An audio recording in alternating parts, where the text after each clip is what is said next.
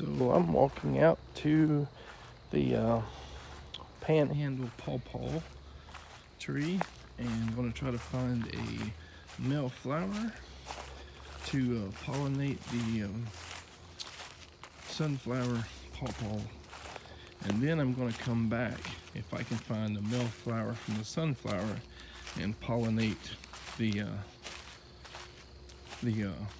panhandle, and if I have some pollen left, try to do the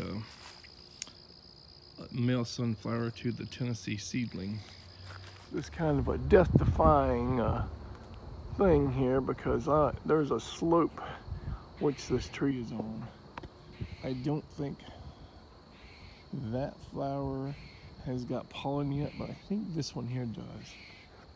So this one over here will turn to a male maybe tomorrow. We'll see. So it looks like there's pollen, most likely. Otherwise it would just be green. It wouldn't have that like powdery residue there.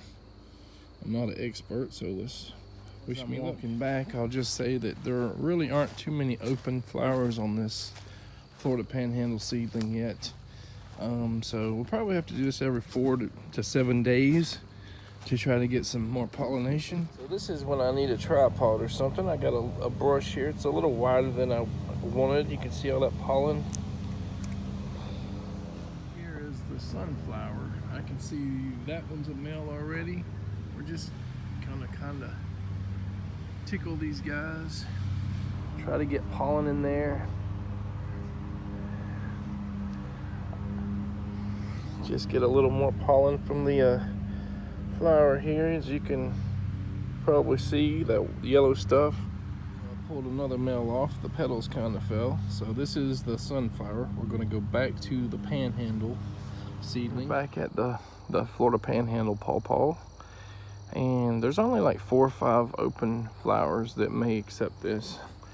It would definitely help if we had a more narrower paintbrush to do this, but we're going to give it our best now, and maybe in a week from now, whenever we come and do all this again, we'll have a better brush. Right, so I put pollen on like 3 or 4 of the flowers that are open.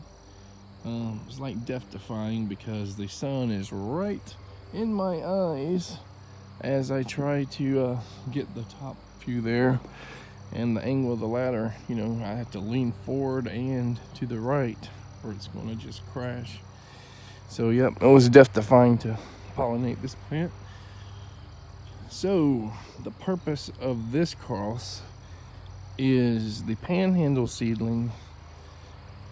I would like to have the genetics of it early blooming because it blooms at like 3, maybe 4 years old, when other ones bloom much later. And I can't guarantee that genetic property will even breed into, you know, another cross. But the other one, the sunflower, flowers really well here. It's already a named, you know, great cultivar, and because, you know, it seems to have no problem getting its chill hours here.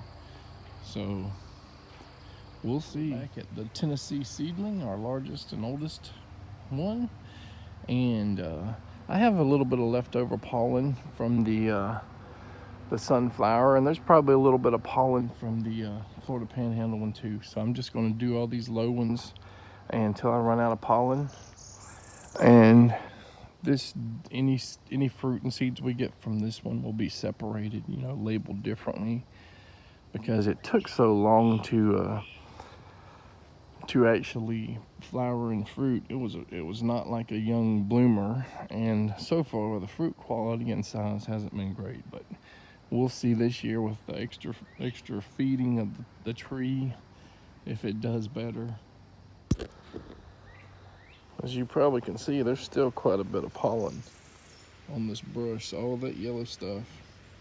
So maybe, I don't know, we'll just give up for now and come back in 4 to 7 days and redo all this again, I guess.